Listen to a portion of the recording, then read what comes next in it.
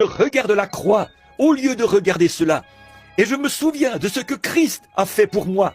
Et je détourne la tête des choses qui sont du diable.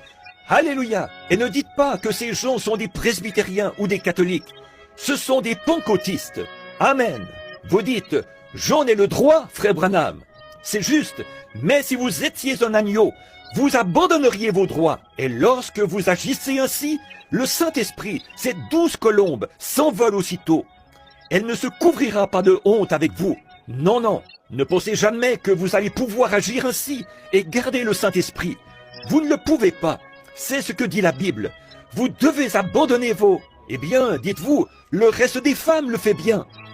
Et vous les hommes, vous pauvres mollusques, vous espèces de poules mouillées, qui laissez vos femmes faire une chose pareille. Cela montre de quoi vous êtes fait. C'est la raison pour laquelle vous n'avez pas le Saint-Esprit comme vous affirmez l'avoir.